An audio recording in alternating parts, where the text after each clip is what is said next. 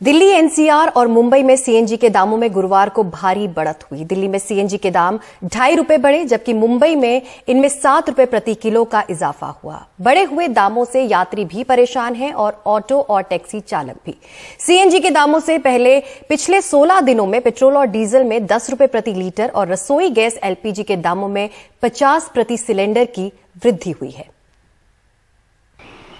53 साल की कविता अग्रवाल दिल्ली की एक गृहिणी हैं, जो खुद गाड़ी नहीं चला पाती हैं, इसलिए टैक्सियों से आती जाती हैं। लेकिन सीएनजी के बढ़ते दामों ने न सिर्फ उनके घर का बजट बिगाड़ दिया है, बल्कि आने जाने के बारे में भी सोचने पर मजबूर कर दिया है। जैसे 150 दे रहे थे तो वहाँ अब 200 में ही मिलेगा। किराया जब भी देखते हैं बढ़ा हुआ, जैसे हम सामान लेते हैं 10-15 दिन में जब भी जाते हैं तो देखते हैं कि बढ़ के ही दिखता है उसमें। लेकिन अब रेट इतना ज्यादा बढ़ता जा रहा है तो सोचना पड़ेगा कि भाई ऑटो से ही जाएं क्या। 30 साल के अक्षय दिल्ली में एक वित्तीय सलाहकार हैं और काम पर जाने के लिए अक्सर टैक्सी लेते हैं। पहले अगर मैं 10 किलोमीटर जाता था तो 150 से 200 रुपए लगते थे, लेकिन आज उतनी ही दूरी के लिए 250 रुपए देने पड़ते हैं। सीएनजी के दाम आसमान छू रहे हैं।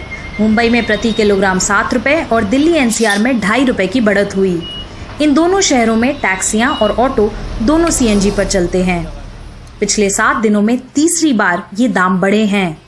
फिलहाल दिल्ली में सीएनजी 69 रुपए 11 पैसे प्रति किलोग्राम बिक रही है, तो वहीं नोएडा, ग्रेटर नोएडा और गाजियाबाद में 71 रुपए 67 पैसे प्रति किलोग्राम, गुरुग्राम में 76 रुपए 34 पैसे और मुंबई में 67 रुपए प्रति किलोग्राम।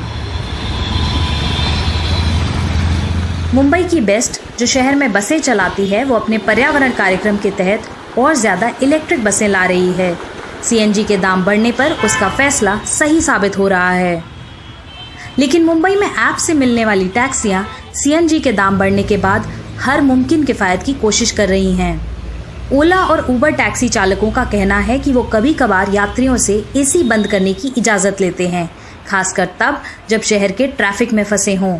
यहाँ पर बहुत ज़्यादा ट्रैफिक है, बहुत ज़्यादा ही ट्रैफिक है, तो एक सिग्नल क्रॉस करने में कम से कम बीकेसी में, मैं कल का बात बता रहा हूँ, तो बीकेसी में एक सिग्नल क्रॉस करने का 20 मिनट चला गया मेरे को। तो गाड़ी स्टार्ट रहेगा, एसी चालू रहेगा, तो वो तो खर्चा होना ही होना है, सीएनजी का ज़्यादा खर्चा। तुम लोग एसी चला रहे हो नहीं चला? चलाते हैं ना, विंडो बंद कर लो। हमारी टैक्सी आई तो उसका एसी बंद था, लेकिन हमारे कहने पर ड्राइवर ने एसी चला दिया। कुछ टैक्सी चालकों का कहना है कि सरकार को टैक्सी कंपनियों को मनमानी नहीं करने देना चाहिए। ओला उबर की मनमानी नहीं चलनी चाहिए।